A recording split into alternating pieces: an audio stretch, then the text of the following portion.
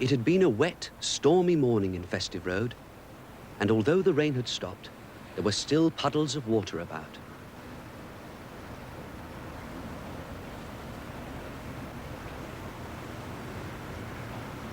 Number 52 is Mr. Benn's house, and he was at his window looking at the sky. That was a nasty storm, he thought. But the sky is clearing now. I'll go for a walk. I think it's a good day to visit the special costume shop.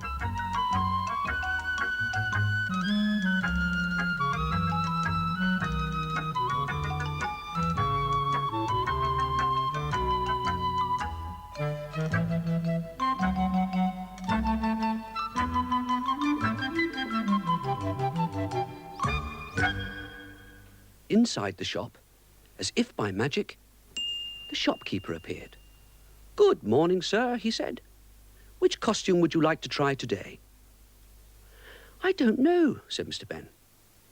"I'll close my eyes, turn around, point, and then see which costume I'm pointing at." "This one," said Mr. Benn. And he took the outfit into the fitting room.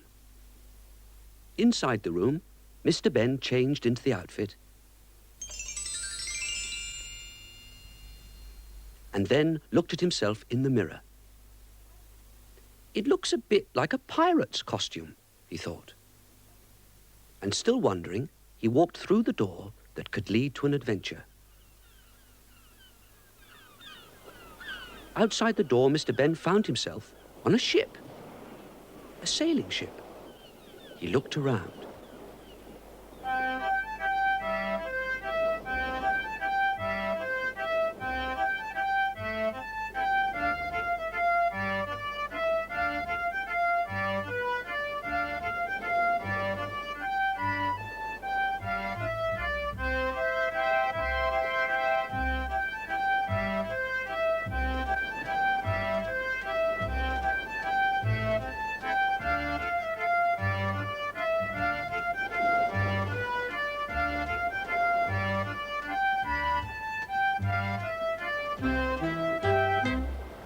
At the top of the tallest mast was a flag, a black flag with a skull and crossbones on it.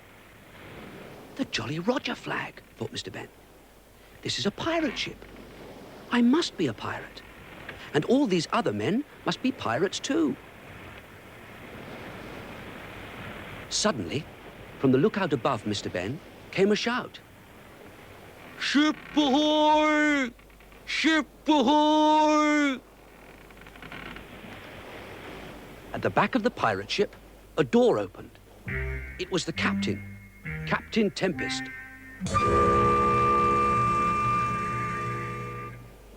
"Right then, let's see if you can act like proper pirates," called Captain Tempest.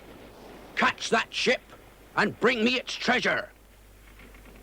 Mr. Benn wondered what was happening and looked over the side of the ship. In the distance was another sailing ship.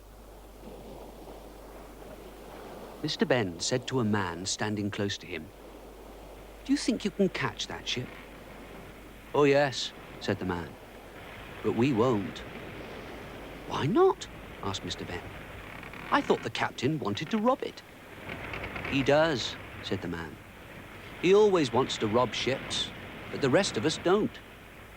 It's always the same.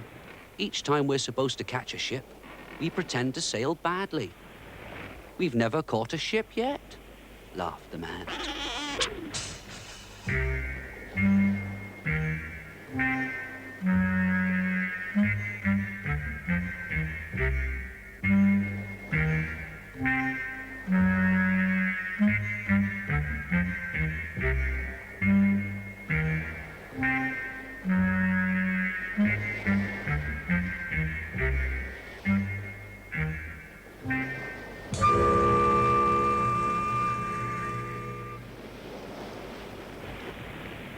captain came back onto the deck. He was furious.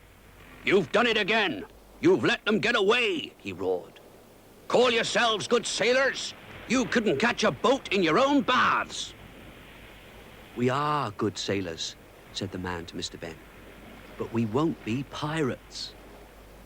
Just then, there was a shout from the captain's cabin. "Bring me food and drink!" From down below, the cook appeared, carrying a tray of food. "Take this tray to Captain Tempest," he said to Mr. Benn.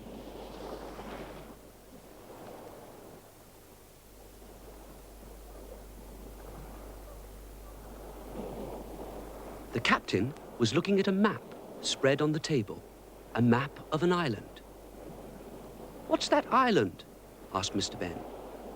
"Well," said Captain Tempest, "pirates usually bury treasure on an island, and then make a map of the island, and mark the place they've buried the treasure with a cross. This is a map of my island, but we haven't captured any treasure, so there aren't any crosses."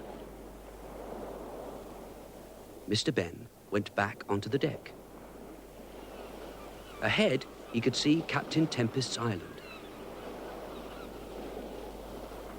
And it was not long before the ship was tied up at the island. The sky became very dark. "It's a good job we're back. There's going to be a storm in a minute," said one of the men. "And it'll be very dangerous out at sea." The storm started. Suddenly, from the lookout, there was a cry that Mr. Benn had heard before. "Ship ahoy! Ship ahoy!" The sailors rushed to the side of the ship and looked out to sea. There, in the distance, was a ship being tossed about by the wind and the waves. "They're sure to be wrecked if no one helps them," said one of the men. "Can't we help them?" asked Mr. Benn. "The captain would never let us," said another man. "Trick him," said Mr. Benn. "You've tricked him before. Say that it's a treasure ship and you want to capture it. But hide your pirate's flag so the other ship won't worry about you being pirates. In this storm, Captain Tempest won't notice." "Right," said a pirate. "You get the flag. I'll tell the captain." Mr. Benn hid the flag inside his shirt.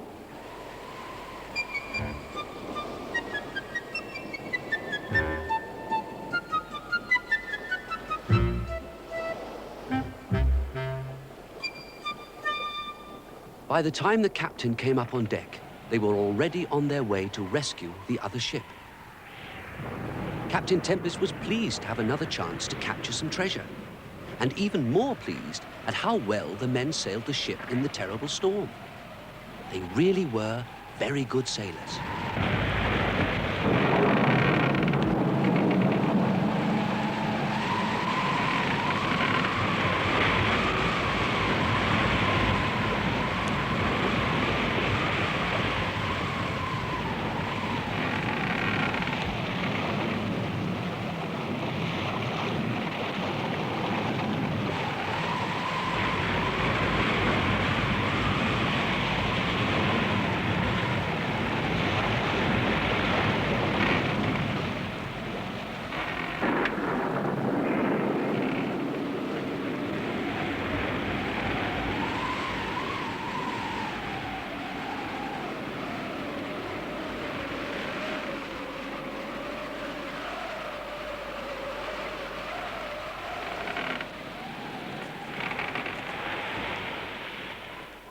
The pirates brought the other ship safely back to their island. By the time they got to the island, the storm had stopped.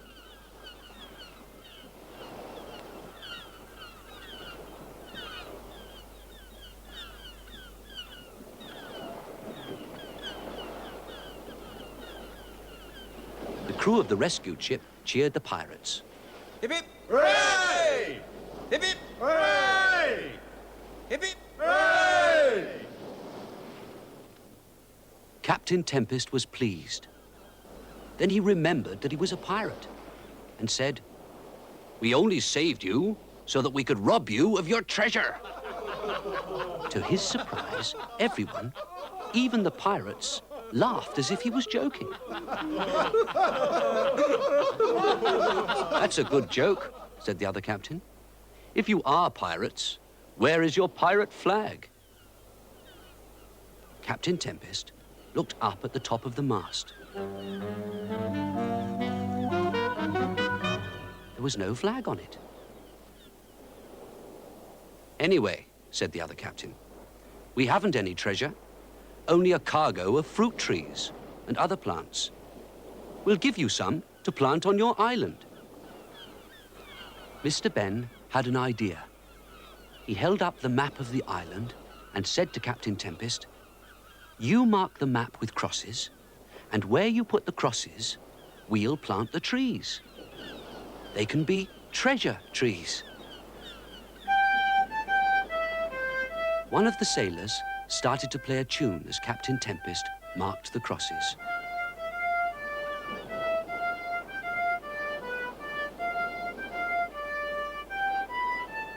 Then everyone joined in the music.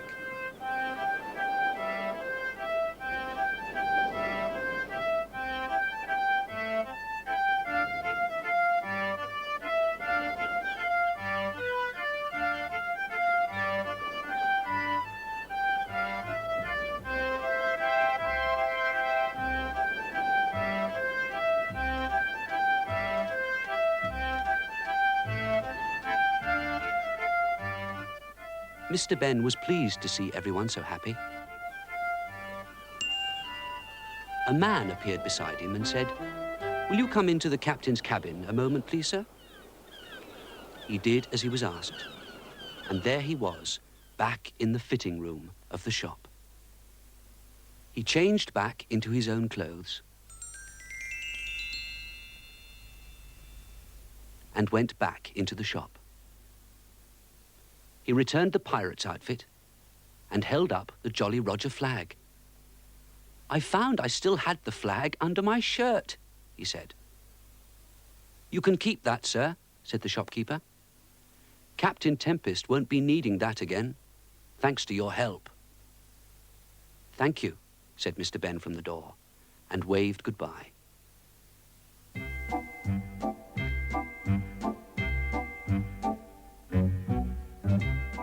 Back in Festive Road, the sun was shining, and a fruit van was making deliveries.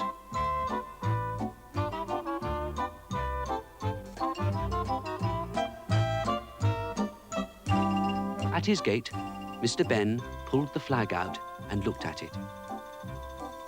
"The biggest souvenir I've ever brought home," he said. "Just the thing to help me remember."